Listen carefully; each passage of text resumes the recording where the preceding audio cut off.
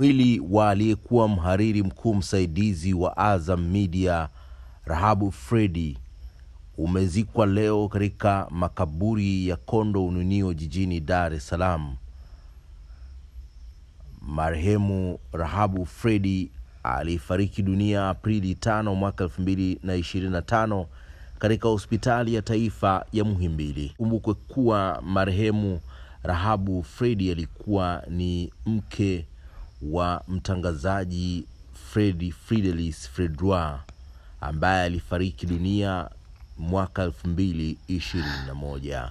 Leo Aprili 7 imekuwa ni siku ya simanzi katika shughuli ya kumwaga mwili wa marehemu Rahabu Fredy iliyofanyika katika kanisa la Katoliki Bonaventura la eneo la Kinyerezi jijini Dar es Salaam.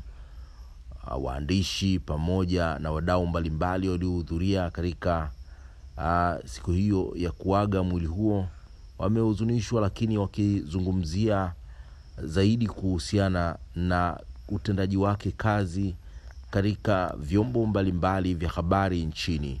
Aliyemzungumzia zaidi alikuwa ni mhariri mtendaji wa UTV Frank Sanga pamoja na mhariri mkuu wa Azam Media Jenny Shirima, ambao wametoa salamu za rambirambi wakiwakilisha Azam Media katika kanisa Katoliki la Mtakatifu Bonaventura Kinyerezi jijini Dar es Salaam, na kuelezea umahiri wake katika tasnia ya habari nchini.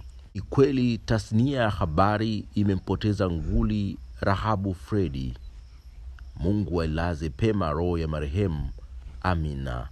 Tutakukumbuka daima Rahabu Fredy.